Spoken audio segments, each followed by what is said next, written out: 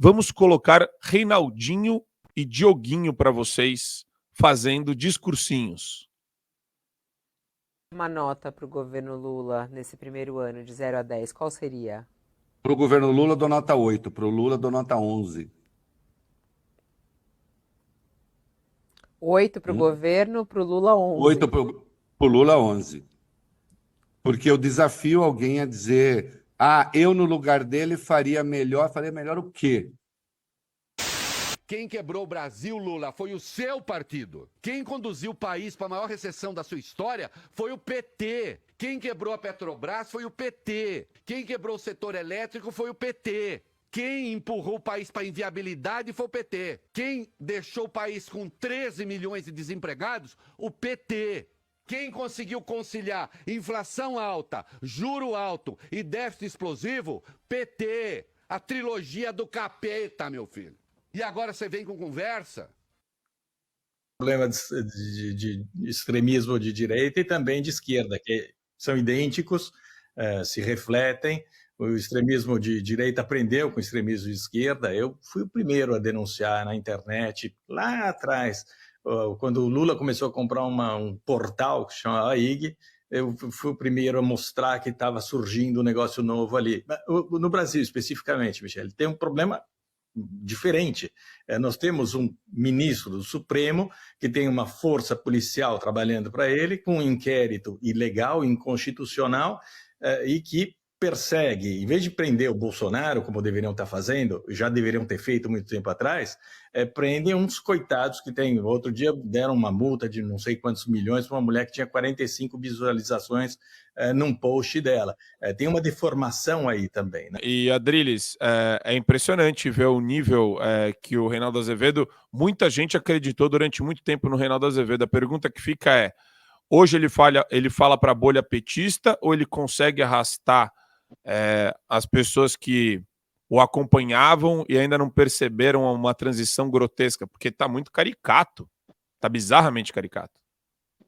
Não, caricato ele sempre foi histriônico e meio canastrão, mas ele fala exclusivamente hoje para a bolha radical petista, porque a maioria dos petistas desprezam. Eu tenho uma teoria que é o seguinte, exatamente pelo advento, como bem disse o Satie, das redes sociais, essa direita liberal limpinha, que englobava no passado tanto o Diogo Mainardi, quanto o Carlos Andreasa, que foi meu editor, que hoje inclusive está desempregado, nem o Globo quer ele mais, quanto o Reinaldo Azevedo, eles perderam relevância durante o período daquilo que se chama do bolsonarismo, que toda a direita foi exatamente encaminhada para, ainda que você tenha críticas ao Bolsonaro, para uma dicotomia entre o bolsonarismo e entre o petismo, o lulopetismo. Ou seja, entre uma coisa e outra, ainda que você ache as duas coisas não tão boas assim, é claro que o petismo é sórdido, é pérfido, é demoníaco. Então você tem que assumir um lado. Esses dois são epítome dessa direita liberal limpinha, nem.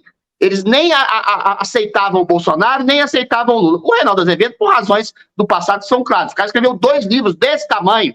Ele cunhou a expressão petralha. Ele dizia críticas contundentes e verazes ao lulopetismo, que fez os maiores esquemas de corrupção da história e fez as piores gestões na época da Lula e na época da Dilma. O Lula ainda surfou na onda das commodities, a Dilma destruiu o país exatamente por essa combinação de juros altos e inflação alta também, que destruíram o país, como bem disse o Reinaldo Azevedo no passado.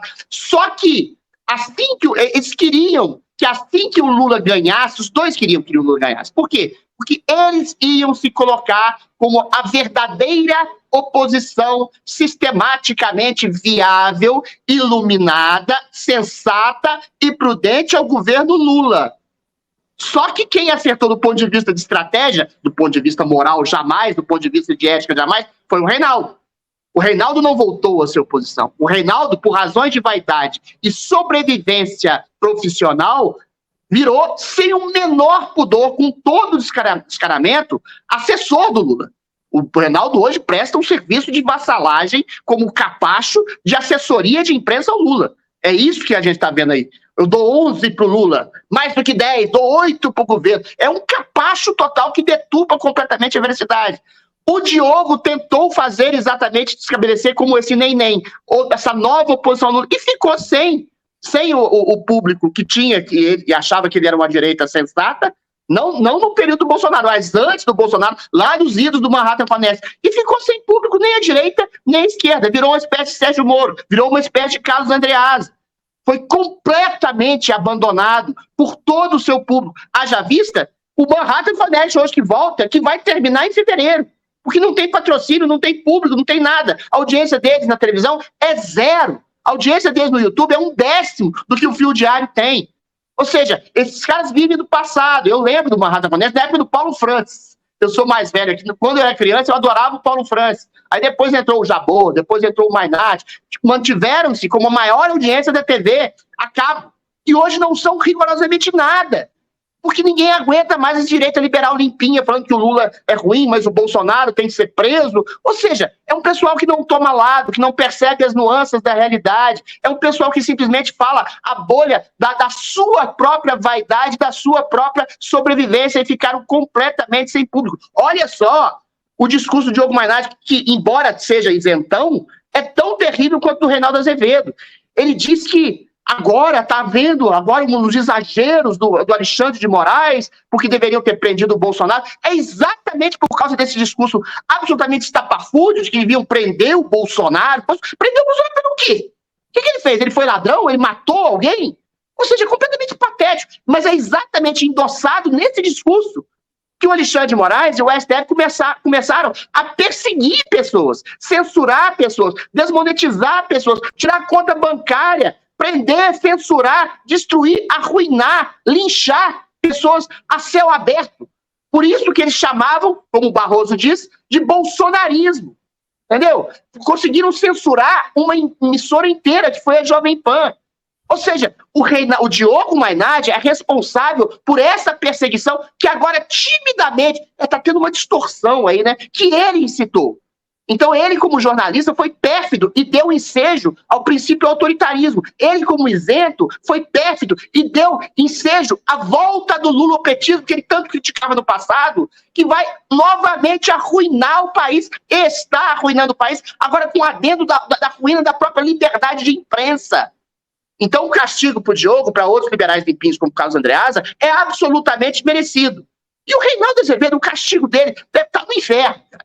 Porque é um sujeito que não tem o menor princípio de moralidade, menor caráter, menor endosso ao próprio passado dele. O passado dele era ontem. Era ontem que ele dizia que o lulopetismo era a encarnação do mal e agora vira a encarnação do bem e da 11. Esse é o destino da direita liberal limpinha, do nem-nem, dos Kim Kataguires, dos Andreasas, dos Mainardes, dos Reinaldos Azevedos.